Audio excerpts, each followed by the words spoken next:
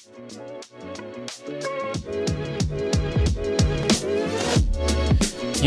what's up everyone? Welcome to another episode of the Empowered Men Podcast. I'm your host, Lewis Piao, and today I've got a bit of a special treat for you. I've actually got two amazing guests. These two men, you've probably seen them on your screens. They star in Home and Away, and most definitely, some of the most down-to-earth, humble guys that I've ever spoken to.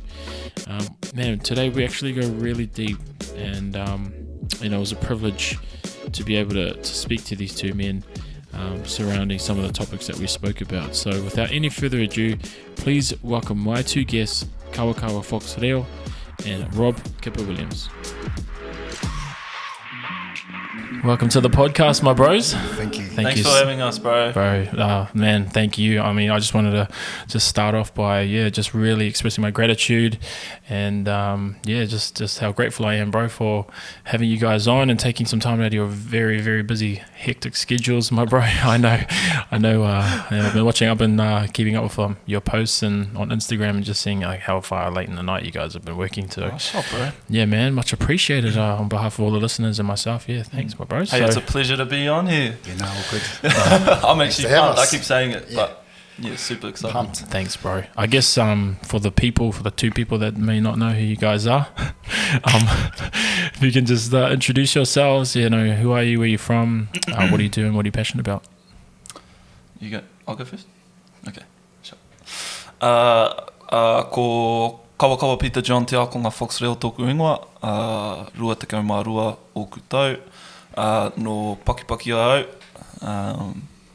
So my name's Kawakawa Fox-Reo from a place called Hastings, but I affiliate to my stomping ground, Pakipaki, and I'm passionate about anything to do with performance, live performance, whether it be theatre, in front of the screen, in whatever form or shape that may be. Me, bro. Kia ora koutou, ko Rob Kipa Williams, tōku nei ingoa, ko tānui te waka, Ngāti Maru te iwi, Maru tuahu te tangata. My name's Rob Kipa Williams, and I hail from, from Auckland really, but I live in Sydney now, and my bones are from Ngāti Maru, which is in the Hauraki of New Zealand. Yeah. Beautiful. It's always awesome. It's always blessed, to share the space with people from back home. So much appreciated, my bros. Yeah, hard actually. Yeah. I guess we met at one of our Amend workshops earlier on in the year, and it was a privilege to be able to hold space for you while you were both going. Had that powerful day. For those that may not know what we do, or I guess the outcome from that workshop, what were the differences between what you went in with versus what you've come out with, and has any of that day, I guess, helped you throughout the year, especially with what's been going on? Yeah. Definitely. I remember the bro Rob reached out to me and basically hit me up and asked me, you should come check this workshop out. It was through him that I was introduced to you fellas, and I honestly didn't know what to expect. That was like pretty amazing, pretty special. It was sort of the first time for me where I saw some like at first glance like real tough and macho dudes really like express themselves in a real vulnerable and like touching way, and I haven't experienced much of that before in my life, and I was like blown away like quite a bit, to be honest, because what I took away most from that was just if these fellas have figured it out that it's really important to take care of yourself and no one else is going to do that for you. And going away from that, biggest thing I took away was giving myself permission to actually take care of that part of myself, as well as some tools too to be able to do that, which is quite special, and opened up a whole new world around, and conversations around mental health and man. It's a whole new world, eh? It's crazy. 100%. One of the big things is that you said is just being vulnerable. Something that obviously, like, for me growing up wasn't really a thing. It was always harden up, have that conversation. I'll give you something to cry about. Unfortunate, but I think that was where culturally, men in my family, they place value more on physical, mental toughness, that kind of toughness. But no, that's massive, my bro. It was. Again, I guess yourself, how did you find that day?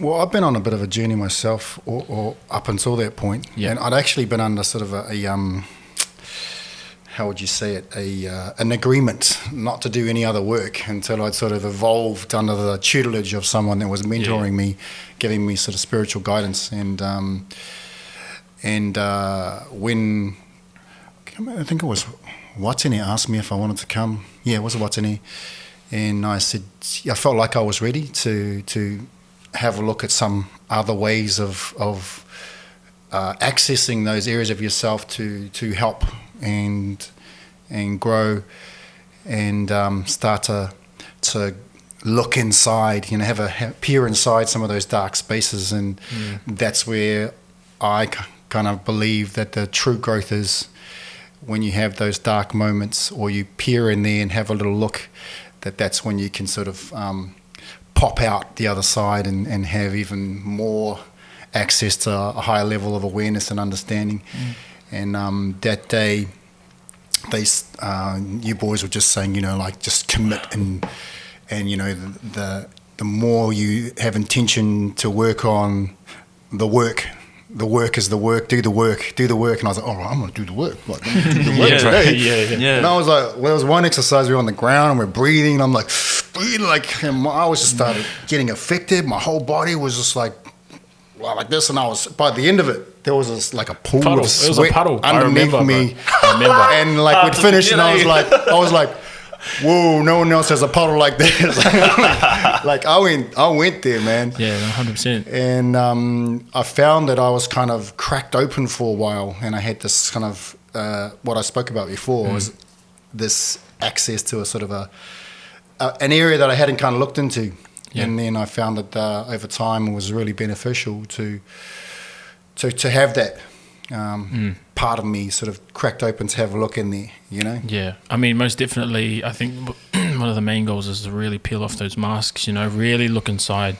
But I'm really, really glad you guys came along that day, and, it seems that, it's really helped you through, I guess, since that time to where we are now, especially through COVID-19 and all that stuff. And yeah, bro, I guess I really wanted to touch on how did you get to this point, like in life? Like how did a young bro from Hastings and a young bro from Auckland end up in Sydney? Like, where did how did this all happen? Like, how did your passion for acting come? And acting is not really a common occupation for people in, Māori or PIs. Yeah. I guess. Oh, wow, that's a cool question. It is a cool, I dig it. I'm going to manufacture some stuff. You go first. All right. So my journey has been quite interesting because through my spiritual journey, I kind of discovered some things about myself. And one of the main things that was problematic in my life was stability.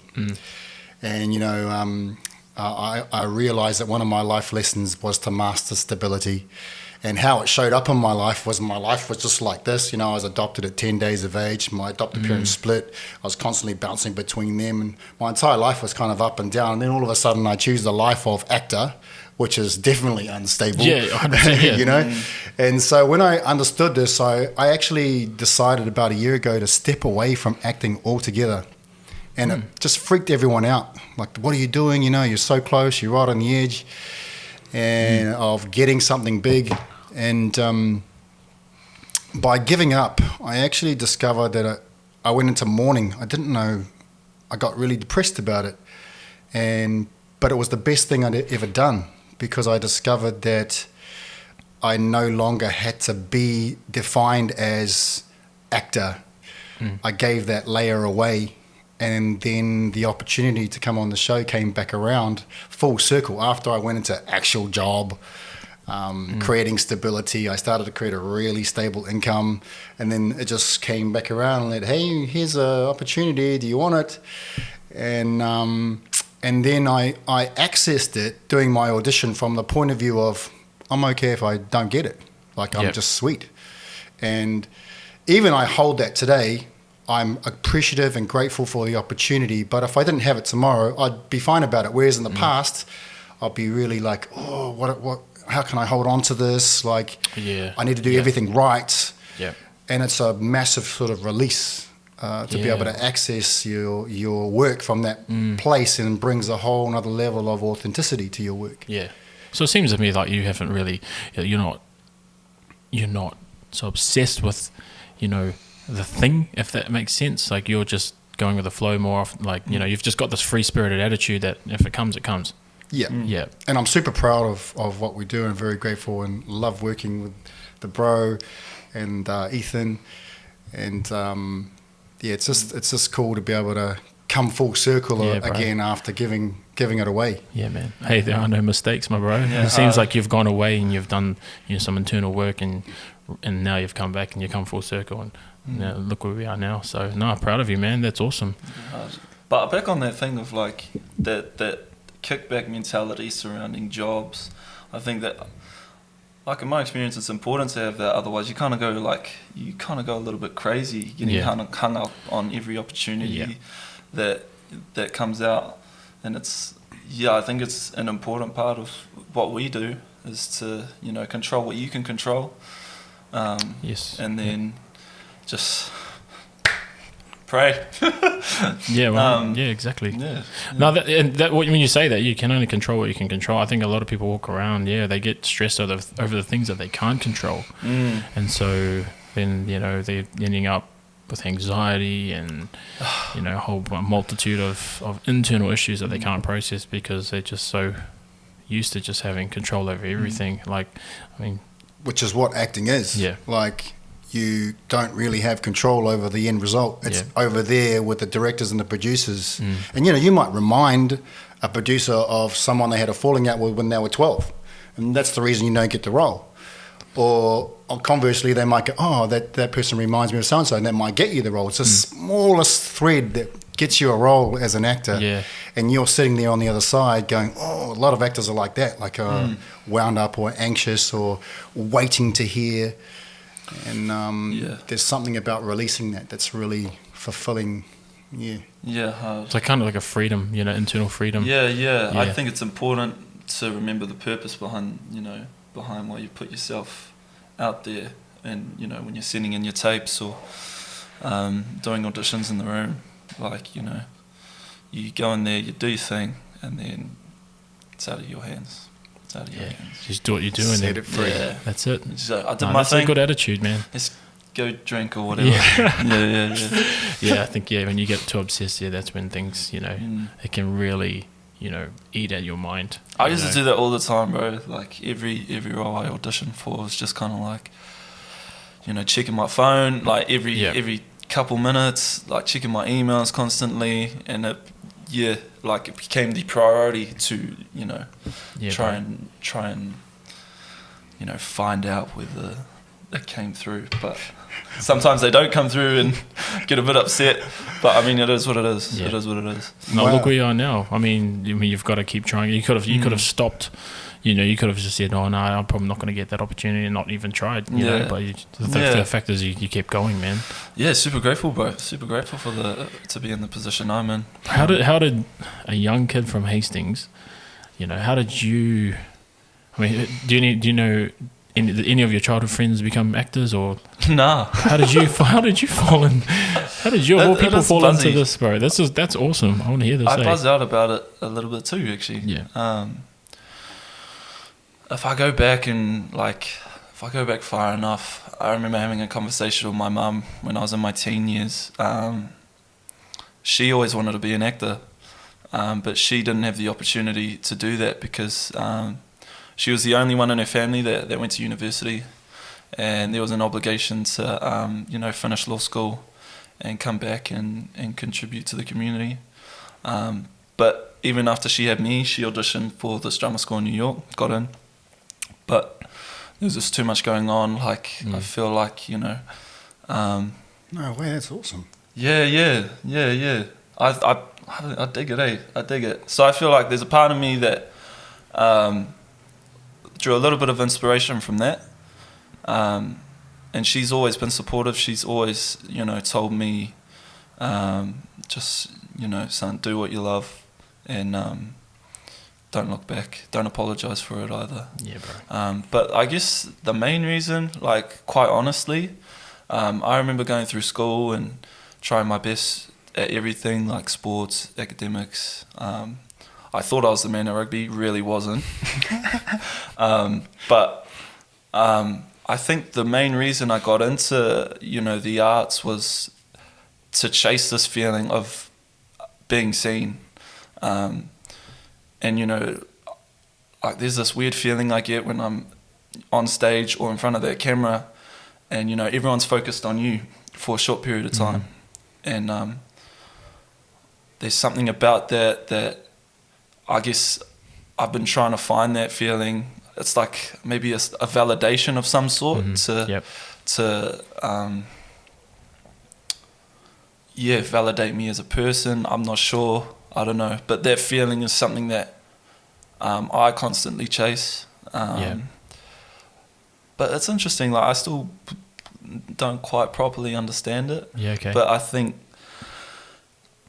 thinking back, that's definitely why I got into it. And then taking it seriously was like another step, like going to drama school. And I didn't realize it, but those were like quite pivotal years, like just after I finished high school, you know, when everyone's like deciding what they want to do. And I felt like a pressure to kind of, you know, decide, go to university, because I always used to compare myself to my peers constantly, like, you know, like my body, my intellect, you know, what I was doing, and it used to get me quite down. But it's like, it's weird because there's like certain people along the way that have like been really pivotal to me being where I am now. Like, there was my drama school teacher. There's a couple of teachers there that really sort of opened my eyes to certain things. But there's also my speech and drama teacher in high school who really believed in me and sort of just like held my hand and like showed me this world.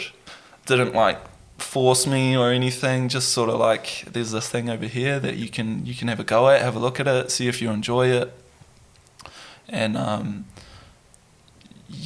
like, it was just like, thanks to her, ultimately, you know, I was exposed to this world, and I haven't looked back since. That's massive, bro. Yeah. I guess, man, where do I start? But huge acknowledgements, man. Like, for the listeners, how old are you?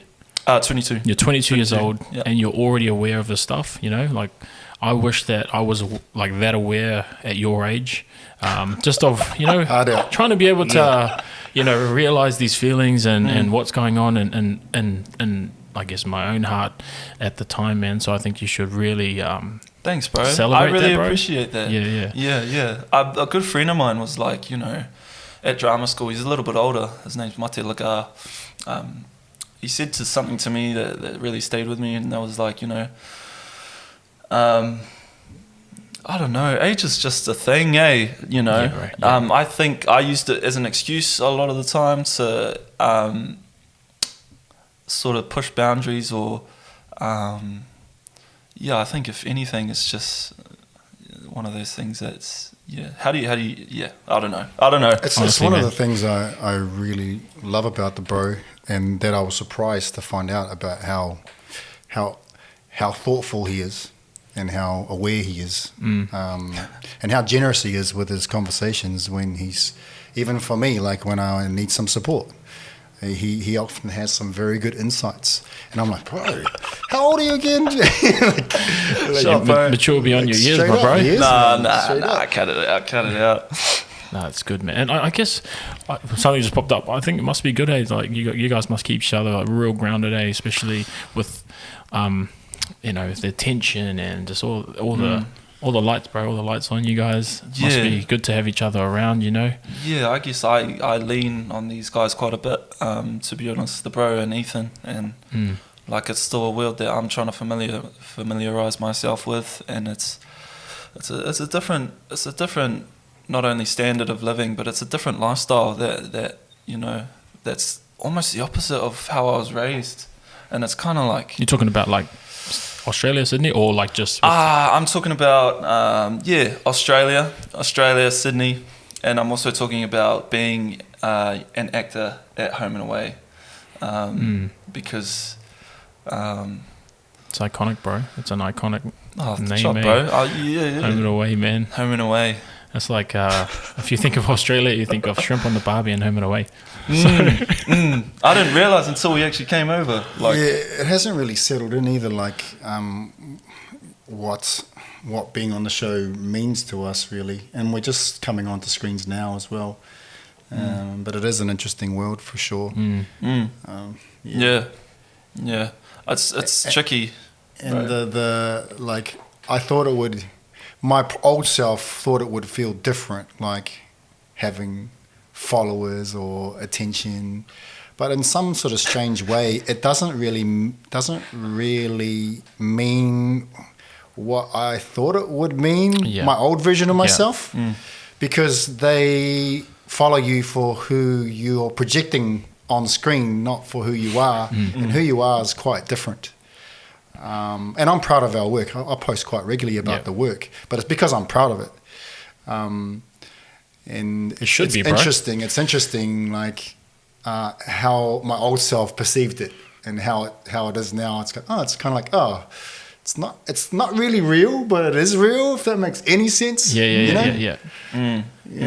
Man, it's awesome just to like see an insight into how you guys feel about the work that you do, and obviously everything that comes with it. It's just awesome to see, you know, you guys are just yourselves. I mean, you're just normal people. I know a lot of people, when they think, you know, generically about, you know, celebrities, they think, oh, you know, they're totally different, they're like elite. But when I'm sitting with you guys, man, you guys are just real. I remember thinking that too. Yeah, I remember thinking that too myself, you know, looking up to actors that I look up to, and I think all got the same problems. Just all the same. Hard. Yeah. Some are a bit more eccentric than others, but you know, like sometimes the actors are pretty weird. Yeah. You know. Yeah. But they all have problems, just like everyone else, and it's been pretty interesting. Yeah, I just think, you know, like it's just a thing that comes with the job. That's my opinion. Yeah. Like it's not the purpose behind the work, but it's just like a consequence that comes with being on that show. Yeah.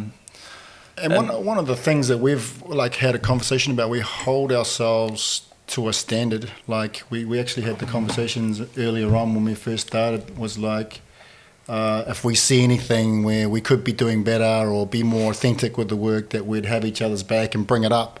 Yeah. And it's more about the work. Like we just want to be authentic in the work. Yeah. That's what's so important to us. Yeah.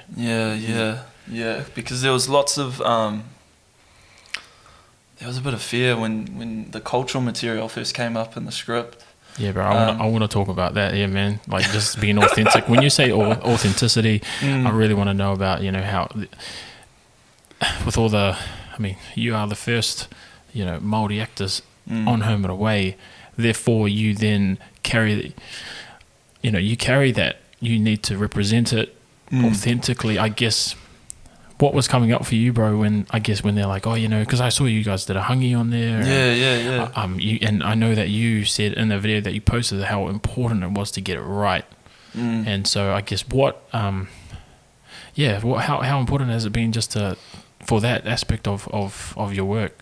I think I didn't realize it at the time. I didn't feel like you know, I had any power to have the conversations that I could with the writers and stuff. It was more so these older guys that were in there in the you know, in that writing room, and making sure that the tikanga were held to an authentic and high standard.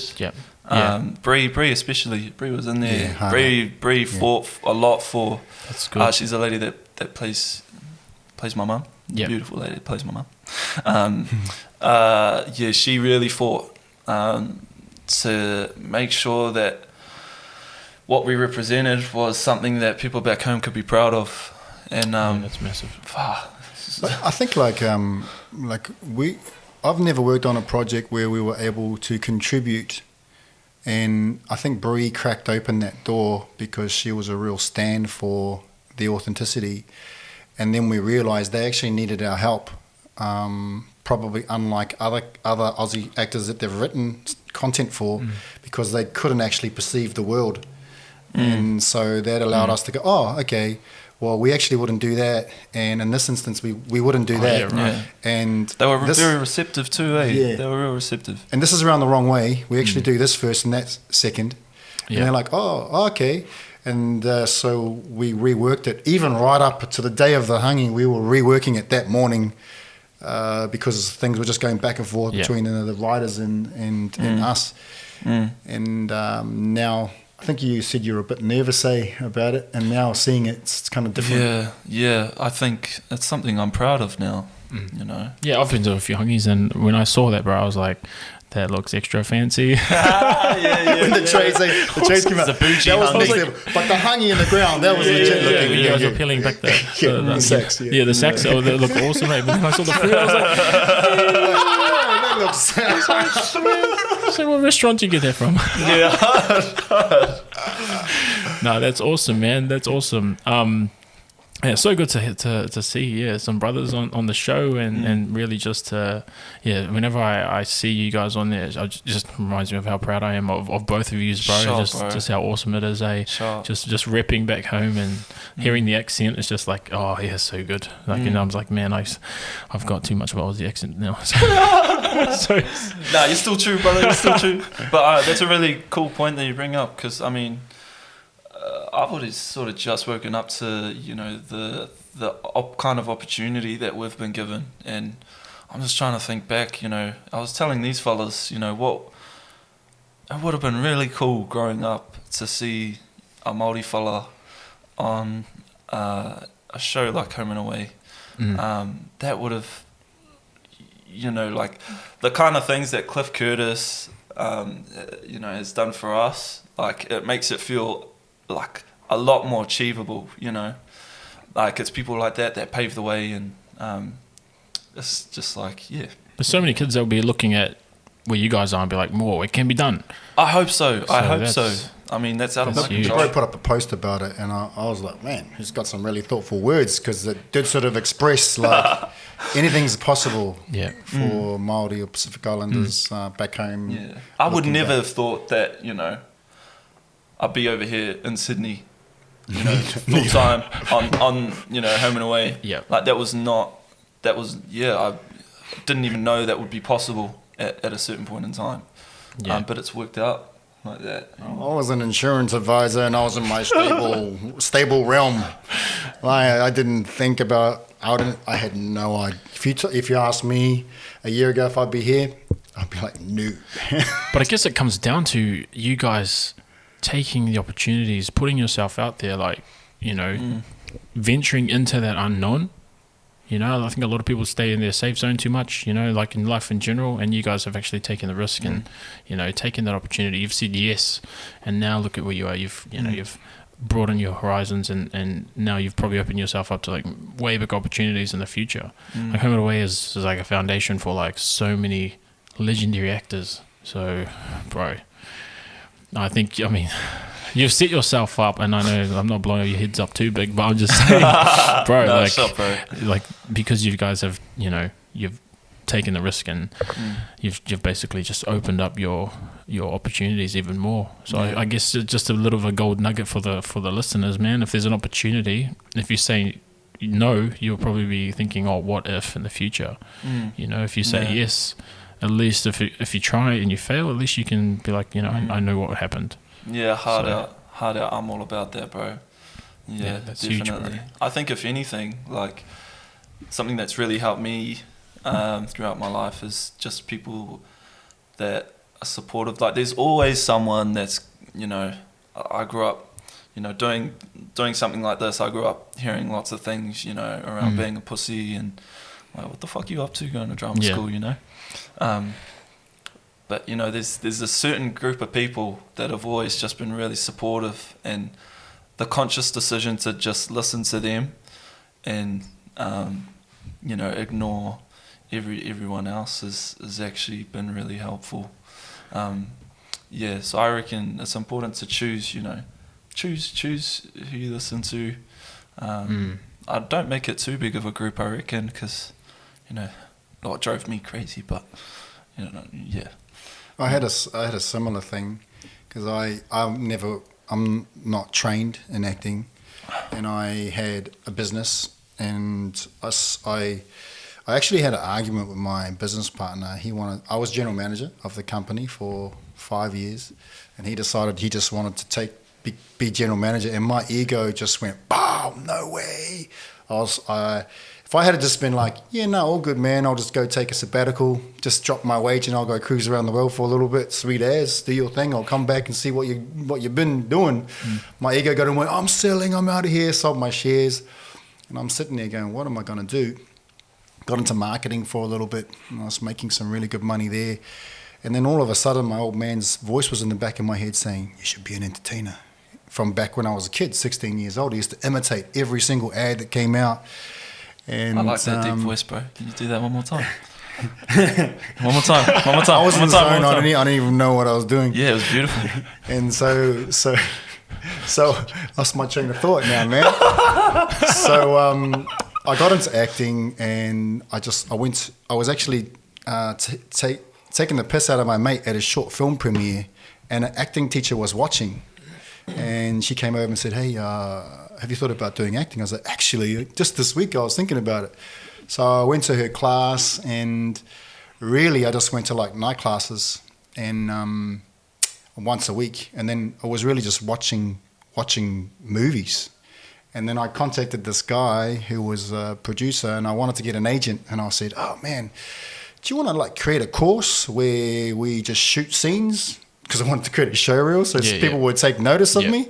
And so he did. He started the showreel course, and we shot all these different scenes, and I wasn't everyone's scene, so I had enough scenes to put together as my showreel, and I sent that around all the agents, and one finally took me on, and I got my first ad that I auditioned for, and then it's just been sort of like this ever since, Yeah. How long ago was that? About 9 years ago. Oh. And so people were like, "Oh man, you're an idiot. What are you doing? You used to make so much money. Now you're going to do acting. What are you doing, you egg?" Yeah. But I just didn't listen. I just was like, I just want to go this way. And there was, like you say, there was those people that were supportive. Yeah. It's not the most concrete, career path. But I mean, I think you got to be clear on why you're getting into it. Otherwise, yeah, absolutely. I think you get a bit lost. Yeah, massive. That's huge. That's awesome to hear your journeys. From I know that there is a stigma around the creative arts industry, especially going through school and having peers around. But you guys have defied the odds. You've gone there. You've taken the risks, and now look at where you are. And you're probably like, "Look at me now. Look at me now." Quietly. Humbly, humbly look at me now. Yeah. Funnily enough, some trained actors go, "Oh, you don't have a process," because you're not properly trained. But everyone has a process, You just got it differently, You think of things differently, you do things differently, and even trained ones that have gone through school, like Kawa or Ethan, they all have their different process. Just something that just gets created out of how you are as a human being and your perspective. Nice.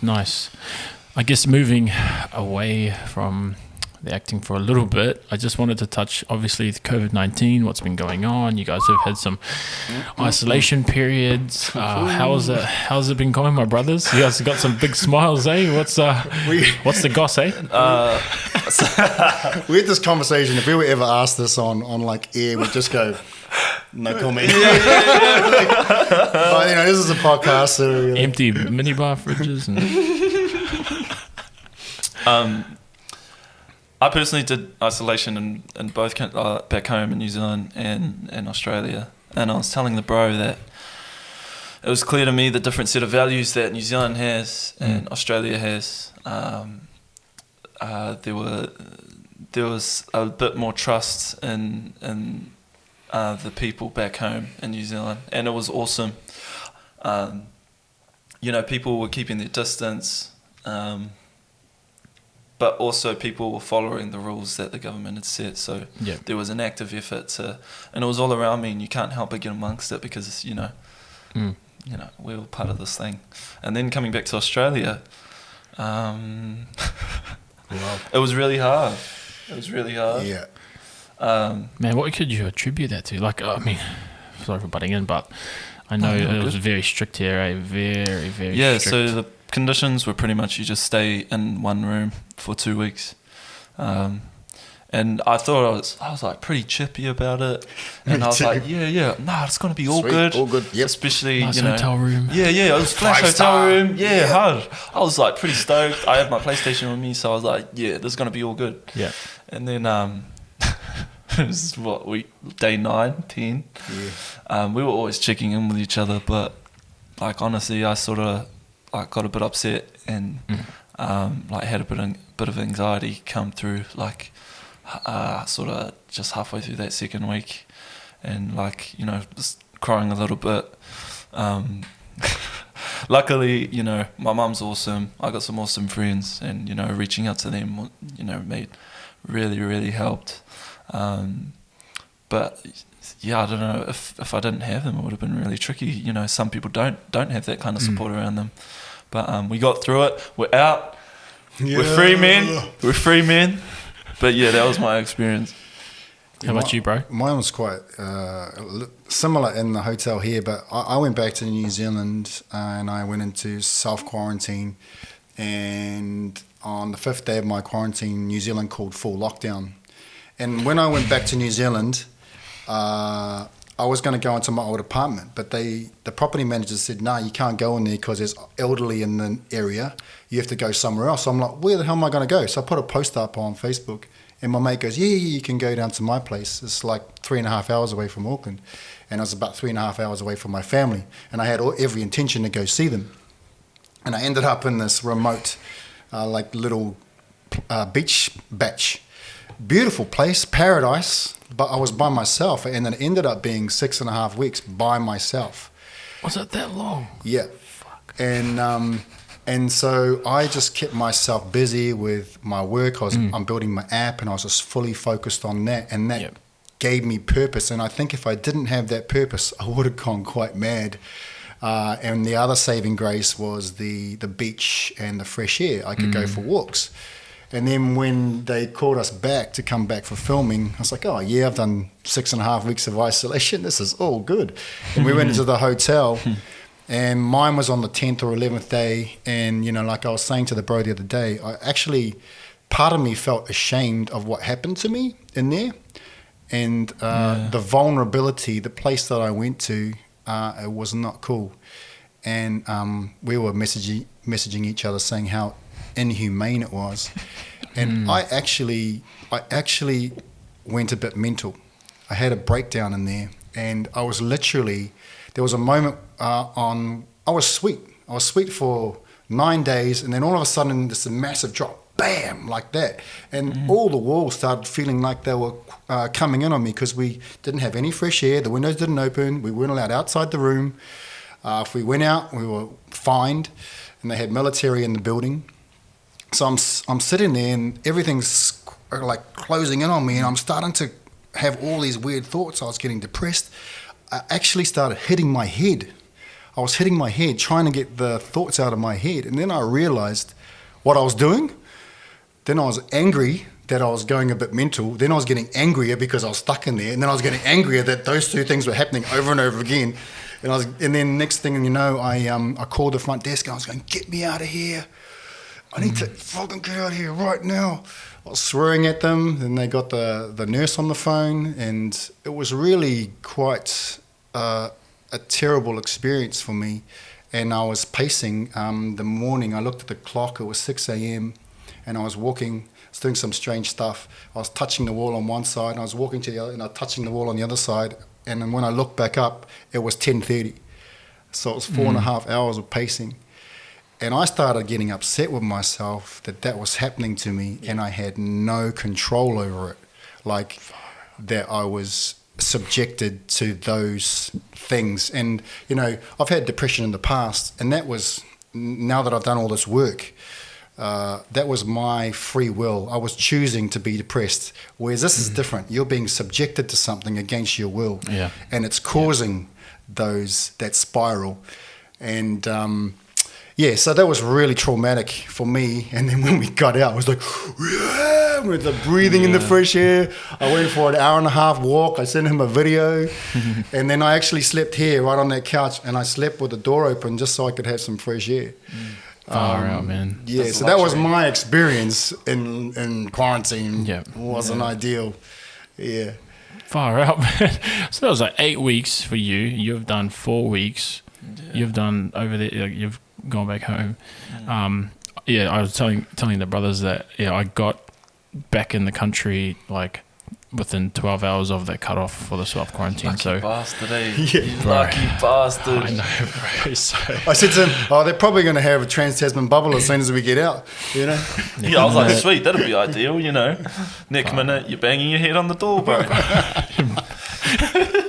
I know, look, I feel for the people that don't have the tools or haven't had that life experience that you both have had, you know. So most definitely, I guess for those listeners that may listen to this and they're in that quarantine bubble, because is it still going? You still have to go into a hotel at the moment? Yeah, you do. I think so. You do. What would kind of advice, because it seems like that latter half of that quarantine is the hardest. The second week. Yeah. What would you say to those people that are in there right now, if you could say something to them? What helped me was we were doing Ethan was calling us, doing some workouts. Physical activity really helped, like just working out. That would really affect my mood. But also taking time to acknowledge that, I was having a hard time, because it was weird. I was in this like state of mind where I was like, I'm in a flash hotel room. Like, I should be really grateful. They're giving me food, you know. And like, I was really conflicted. I was like, fuck, I should be feeling grateful right now. Like 9-10, I'm really having this dilemma. I'm like, fuck, why aren't I feeling grateful? I just feel super shit and like really anxious, and I just want to get out. Because it ain't natural to be in a room for 14 days with no fresh air. Yeah, that's why. I couldn't even leave. I couldn't even open the window, you know. It was just... Okay, back to what would help. And that's the thing, like, because my reset, I mean, we were getting rung each day. There was someone that rang up, mental health nurse would ring up every single room every day, and they'd recommend meditation. We're like, we already know about meditation. Yeah, we were already familiar with those. There's only so much meditation you can do. Yeah. Not going to teach you meditation. I'll teach you meditation. Yeah. One of them was like, turn the air conditioner up really, like, real strong, and then pretend like it's fresh air. You want me to do that? Oh, yeah. They said that. How about you come up here?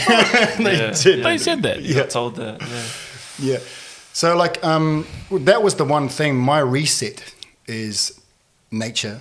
That's one of the things that recharges me, and to have that taken away was really tough. So what the bro said, I think if you put in a real strong structure earlier, I mean, I think I might have been okay if I hadn't already been in isolation for 6.5 weeks. So putting in a structure in place, a routine, having something to do during the day to get your mind off being there, like some level of work, doing workouts, like, it was really cool because the bro noticed that we were getting down, so he was organising a 4 o'clock workout every day, and we do it on Skype. Saved us, bro. It really did. Did it also help that, like, you guys were like suffering together, kind of? Yeah, well, just to know that everyone. I know. I mean, bro, when I think about if I was there, I'd be like, yes, my friends are going through the same thing, so it makes me feel a little bit better. Kind of, like, we were messaging each other, but there was like a period of time when we just stopped talking. Like, I just stopped reaching out. Oh, really? Yeah. The 11th and 12th day, it was like you couldn't really see anything outside of what was going right here. Yeah, bro, and that's one thing that we really try to promote with Amend, and what we're doing is trying to sit with yourself and going through that pain. But it's for 14 days Bro, big ups, man. Like that's massive. And we were saying, like, until you're actually subjected to, like, I thought, I understand isolation. I understand it. But until those liberties and freedoms are taken away from you, you don't actually understand the concept of solitary confinement. Yeah. And that's actually what it was. I feel for the prisoners, man, that have to go through that. Because that would definitely drive me crazy if I had to do another week or... Doesn't promote a very healthy way No, of living. that's for sure. How can you expect those guys to come out better if, Oh, 100%. Yeah. Put The system down. is a bit it's a bit fucked if you're having to go through that. I mean, trying to integrate back into society after being locked up like that. Yeah, definitely. But, if I was to rewind the experience in New Zealand, I actually appreciated it. And a lot of people have. Like, I appreciated the freedom. I appreciated the time to step away from everything and start working on my own projects. It's when your freedoms and liberties get taken away from you and you can't actually do those small things that actually reset you that you feel fucked. Yeah. I'm on that page as well. Like, actually, the period of COVID, I think, has been a bit of a saving grace for me as well. You got to go home to your family and... Yeah. Well, I had some stuff going on over here that I couldn't quite figure out, and just going home was like, it made some things a lot clearer by making that. It was nice because it was actually a long time, It was like, how long was it? It's like 2 months. Yeah, 9 weeks. We were away from filming. And then we're back in like 9 weeks. Yeah. That would have been good, eh? Like, when was the last time you took 9 weeks off? Bro. Can't remember. Was it that long ago? I don't know. Yeah, I'm on the other side where, because of COVID-19, we're working harder, and I'm like, please can we have a lockdown? And everyone that's locked down is like, please take me back to work. Yeah. But most definitely got to count your blessings, eh? And like, regardless of what the circumstances are. So, no, that's massive. You guys got to go home. And did you end up seeing your family, bro? I didn't because right when they lifted the lockdown and they went into level 3, I got called up to say, hey, we're going to start filming you and you have to get back. And so we got out of quarantine on the Saturday and we were filming or going into studio on the Monday. Yeah. So I still hadn't sort of reset from being in quarantine. So it took me a couple of days to try and navigate myself back to being my old self again. Yeah. And now we're all good. We're in the flow of it, G. We're smashing out scenes, like 7, 8 scenes a day, Super stoked to be back at work. That's good. For those that have no idea about how many scenes you usually do, how many is it like a normal day? Like, if you're doing 8... Between 3 and 5. 3 and 5. And a big day is 8 and 9. Yeah. So every single day you're just doing big days. Oh, not I have been. This week I've been Oh. 7, 8. Yeah. So, like, I guess, looking at us on screen, I remember when we first arrived, the bro was like, man, this is actually hard work, hey? And it is, man. Like, He's exposing me. we actually, like, I have a massive respect for all the other actors on the show. And when you see us on screen, it's like, oh, man, that's a cool life. But when you're in it, you're actually just working. You're filming, and then you're home, and you're learning the lines for the next day, and then you're back on again. Yeah, bottom line, man, it's hard work. It's really hard work. But it's cool. Yeah. Because we get to do what we love. Yeah, exactly right, bro. And you're correct. You guys say you love giving each other shit. Go on, finish it. Oh, yeah. No. What were you going to say, bro? Bro, no, the floor's yours, bro. The floor's yours, bro. The moment's gone, the moment's gone. The moment's gone. It looked like I was going to say something. No, I wasn't going to say anything. I forgot even what I was going to say, bro. What were you saying? I'm trying to remember your last word. Work. You're talking about acting? Acting, yeah. Something about acting. I don't know. Work, being at work with all the people and the acting and... Oh, yeah, and how hard it is. We were talking about how hard work it is. That's right. Yeah, it's hard work. No, fair enough, bro. No, well, that's the thing. Like, there's a common misconception with people watching it. They're like, oh, these guys are, they got it easy. But then, talking to you and knowing a few people in the industry, just knowing that, it's non-stop. You guys are on set, and then when you get home, you're learning. It's homework. It's homework. Well, I mean, you see what you see, right? You only make a judgment of what you see. What you see is, on the TV, everyone having a good time. Or sometimes not having a good time, but... you don't see that, behind the scenes stuff. Yeah, bro. But yeah. And some of the real champions are our like makeup team and our crew. Definitely, man. Man, they work way longer hours than They us. got They're long there before hours. us. They're there after, like when after we leave. They're so awesome, man. And they're always happy. I think it's a real unique type of person that ends up on a crew of a show or any show for that length of time. They have to be someone that can handle the pressure but still be happy, and they all are, Craziest stamina I've seen, bro. Yeah. Like, they just go. They just keep going. Pressure. I want to talk about pressure. I mean, obviously there's pressure in the work that you do. So I guess, how do you deal with pressure, stress? Like, how would you deal with that kind of pressure? I know, like, from personal experience, we all have different stress thresholds. And now that you're always around that, you've got to be on, you've got to perform. I guess earlier on in the piece, what did you do to be able to handle that? Yeah, mine was interesting. Like that stability thing that I talked about earlier, that came into play when I first arrived. I felt unstable. I was in a new place. I was actually trying to find a home at the same time with a schedule. But then you end up finding a way to learn the lines fast, because it's like a muscle, and you're doing it every day, and you get better and better and better at it. And there's something about stepping on the set, that next level of pressure, that actually makes you perform. Like you thrive off it a bit. Like you actually have to. It actually has to come up, and the words come to your consciousness almost. And there's something about that. A friend of mine was saying, I should just learn lines all the time, and I'll be like you. And I'm like, it's kind of not the same, because until you're walking on, you've got like cameras there and people calling action and makeup and wardrobe. It's kind of different, Yeah, well, I saw you because I saw you for your first. Rob was telling me your first live interview yesterday on TV. Yeah. I mean, when you're getting ready to go in there, are you nervous? Like, how do you deal with that? That weird, like I said before, is still something I'm getting used to. Yeah, okay. It helps me a lot when those fellas are with me.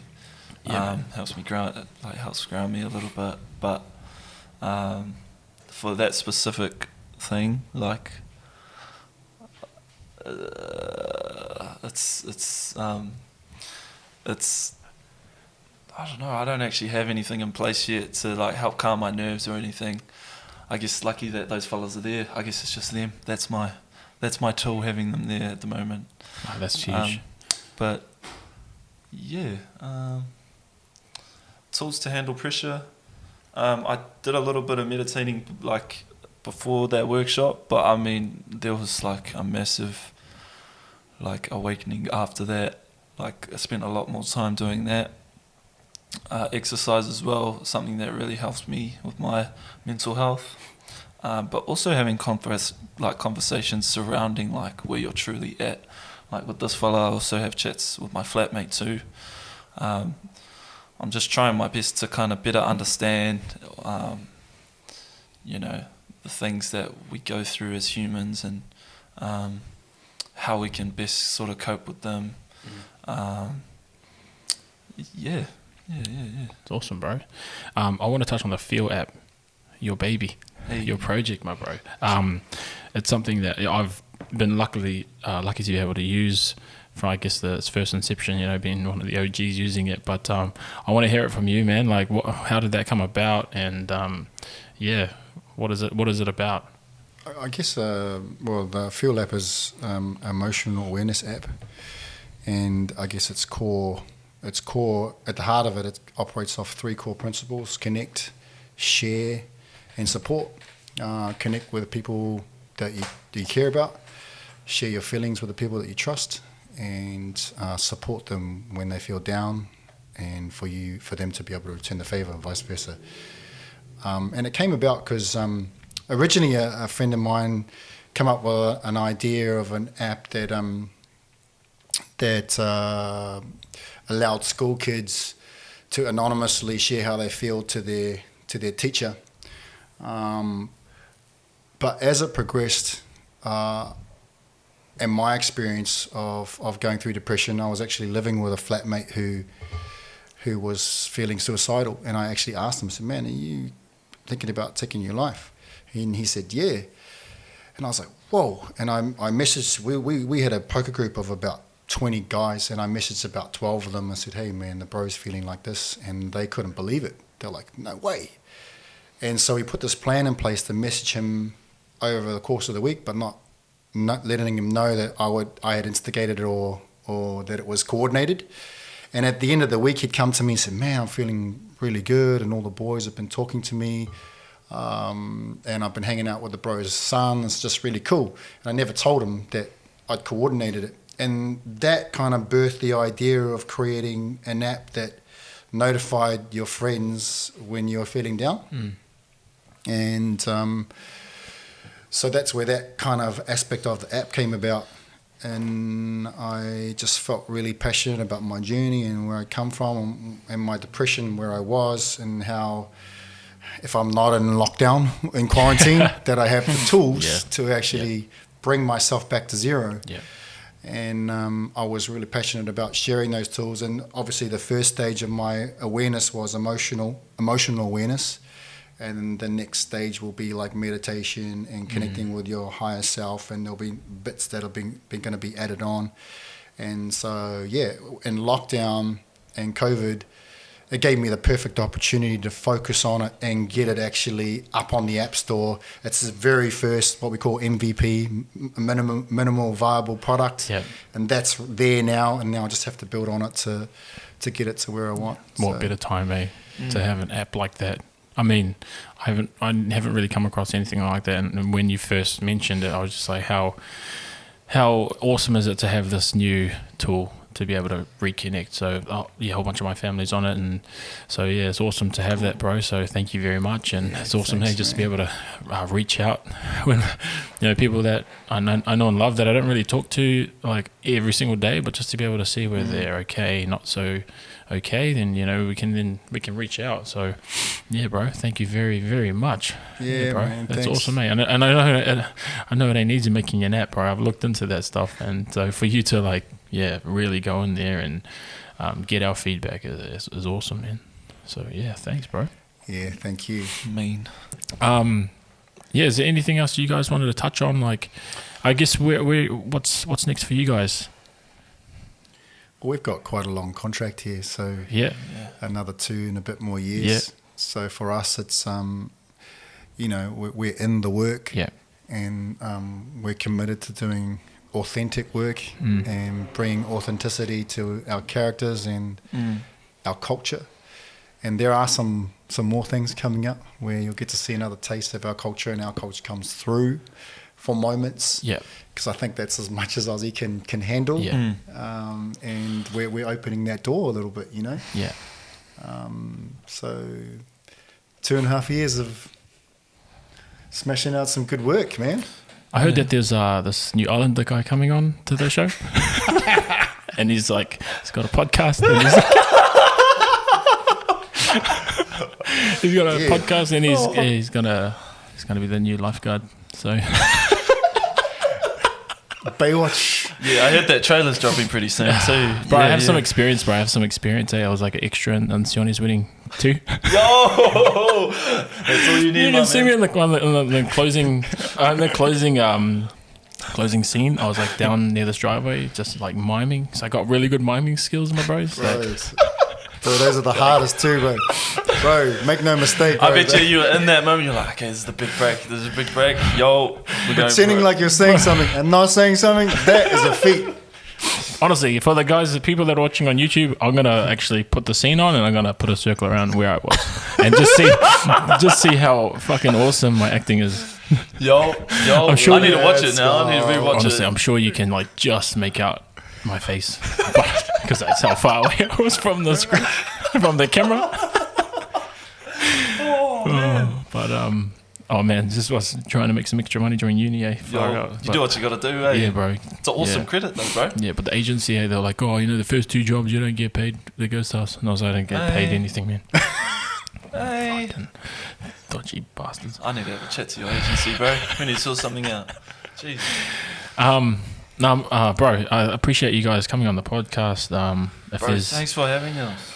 No, man, I appreciate it. Like, look, if you guys want to come back on, more than welcome, man. More than welcome. I'm sure that this will be episode 1 of many, with hard out. Kawa and Rob. But I know that I always say this to my guests, but I know the best is yet to come for you, brothers. I know that, this is just the first step in your journey to where you need to get to. And I'm most definitely grateful to have you both on the podcast. So, sure, dude.